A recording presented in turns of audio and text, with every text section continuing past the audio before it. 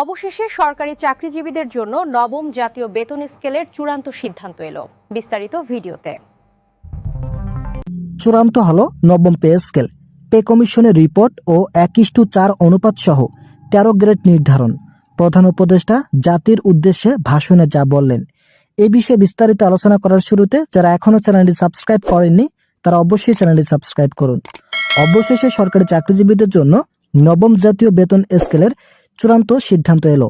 কর্মকর্তা ও কর্মচারীদের জন্য 1:4 অনুপাতে নবম স্কেলের চূড়ান্ত দিক নির্দেশনা জানালো প্রধান উপদেষ্টা ডক্টর ইউনূস আজ জাতির উদ্দেশ্যে ভাষণ দিয়ে গ্রেড সংখ্যা পরিবর্তনের বিষয়টি উপস্থাপন করেন। তিনি বলেন, সর্বশেষ 2015 সালের পর থেকে আর নতুন কোনো পে স্কেল চালু হয়নি, যার ফলে সরকারি চাকরিজীবীরা বেতন বৃদ্ধির জন্য আন্দোলনে নামেন। কিন্তু পূর্বের সরকার বেতন বৃদ্ধির বিষয়ে তেমন কোনো সিদ্ধান্ত না নেওয়ায় সরকারি কর্মকর্তা কর্মচারীরা হতাশ অবস্থায় দিন যাপন করছিলেন। সর্বশেষ 2020 সালে নতুন বেতন স্কেলের চূড়ান্ত তারিখ ছিল, কিন্তু তখন করোনাকালীন সময় থেকে শুরু করে বিভিন্ন রাজনৈতিক অস্থিরতার কারণে বেতন দিতে অস্বীকৃতি জানায় সাবেক প্রধানমন্ত্রী শেখ হাসিনা। এরপর অন্তর্বর্তীকালীন সরকার যখন ক্ষমতায় আসেন, ঠিক তারপর থেকেই সরকারি চাকরিজীবীরা প্রবল চাপ সৃষ্টি করে, যার ফলে প্রধান উপদেষ্টা দীর্ঘ 5 মাস পূর্বে বেতন কাঠামো সংশোধনের জন্য একটি কমিশন গঠন করেন। অবশেষে শেষ পর্যন্ত কমিশনের নির্দেশে আজ নতুন একটি তালিকা প্রকাশ পেয়েছে, যেখানে কর্মকর্তা ও কর্মচারীদের বেতন বৃদ্ধির চূড়ান্ত দিক নির্দেশনা তুলে ধরা হয়। পে কমিশন ইতিমধ্যেই যে খসড়া তৈরি করেছে সেখানে বাড়ি ভাড়া, চিকিৎসা ভাতা, যাতায়াত ভাতা ও অন্যান্য ভাতা যুক্ত করা হয়েছে। প্রধান উপদেষ্টা বলেন, আমরা এটা পর্যালোচনা করছি এবং বাস্তবসম্মত একটি গেজেট আপনাদের মাঝে উপস্থাপন করা হবে, যেখানে থাকবে না কোনো ধরনের বৈষম্য। ভিডিওটির এই মুহূর্ত পর্যন্ত এসেও যারা এখন পর্যন্ত আমাদের এই চ্যানেলের নতুন সদস্য আছেন তারা সাবস্ক্রাইব করে বেল আইকনটি অল করে দিন। গ্রেড সংখ্যা কতটি রাখা হবে এই বিষয়ে সাংবাদিকরা জিজ্ঞেস করলে প্রধান উপদেষ্টা বলেন, আমরা গ্রেড সংখ্যা 13টি রাখার জন্য পে কমিশনকে নির্দেশ দিয়েছি। ইতিমধ্যে পে কমিশনের চেয়ারম্যান জাকির আহমেদ খান এই বিষয়টি নিয়ে কাজ শুরু করেছেন এবং গেজেট প্রকাশের জন্য প্রস্তুতি গ্রহণ করেছেন। মন্ত্রণালয়কে বাজেট ঘাটতির বিষয়টি বলা হলে তিনি বাজেট সংশোধনের জন্য নতুন উদ্যমে কাজ শুরু করেন। তিনি বলেন, 70,000 কোটি টাকা বাজেট বরাদ্দ দেওয়া সম্ভব, যদিও এই বিষয়টি একটু সময় সাপেক্ষ।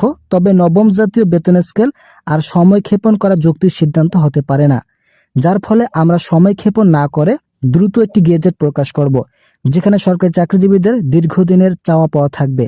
একই সঙ্গে পূর্বের বন্ধ হয়ে যাওয়া ভাতাগুলো পুনরায় চালু করার নতুন সিদ্ধান্ত নেওয়া হয়েছে। প্রধান উপদেষ্টা বলেন, নবম জাতীয় বেতন স্কেল কার্যকর করতে যে ধরনের কার্যক্রমগুলো বজায় রাখা প্রয়োজন তা পে কমিশন ও অর্থ মন্ত্রণালয় চালু রেখেছেন। এদিকে ইতিমধ্যেই বিভিন্ন সংবাদ মাধ্যমে বেতন বৃদ্ধির বিষয় নিয়ে নেতিবাচক তথ্য উঠে আসলেও অর্থ উপদেষ্টা বলেন, আমরা অন্তর্বর্তী সময়ের মধ্যে নবম পে স্কেল কার্যকর করব, তবে অবশ্যই আগামী 21 তারিখের মধ্যে সকল কার্যক্রম বাস্তবায়ন করা হবে। বর্তমান বাংলাদেশে মোট 22 লক্ষ সরকারি চাকরিজীবী আছেন। তাদের সকলের জন্য এই সিদ্ধান্ত নেওয়াটা একটু জটিল প্রক্রিয়া ছিল। তারপরও ইতিমধ্যে সকল কাজ সম্পন্ন হয়েছে বলে ইঙ্গিত দিয়েছে পে কমিশন। তো বন্ধুরা, যারা এখনও চ্যানেলটি সাবস্ক্রাইব করেননি তারা অবশ্যই সাবস্ক্রাইব করুন। পে কমিশনের একজন ঊর্ধ্বতন কর্মকর্তা নিশ্চিত করেন যে অন্তর্বর্তীকালীন সরকারের আমলে শতভাগ নবম জাতীয় বেতন স্কেল কার্যকর করা হবে। কিন্তু বিভিন্ন তরফ থেকে নেতিবাচক তথ্য উঠে আসলেও সেগুলোতে বিচলিত না হওয়ার জন্য আহ্বান জানিয়েছে সংশ্লিষ্ট কর্তৃপক্ষ। তারা যে কোনো পরিস্থিতিতেও নবম পে স্কেল কার্যকর করার বিষয়ে ইচ্ছা পোষণ করেছেন। আমাদের ভাষ্য মতে যদি অন্তর্বর্তীকালীন সময়ের মধ্যে এটি কার্যকর করা না হয় তাহলে পরবর্তীতে বাস্তবায়ন হতে অনেক সমস্যা হতে পারে, যার ফলে আজ একটি শ্বাসরুদ্ধকর পরিস্থিতি তৈরি হয়েছে।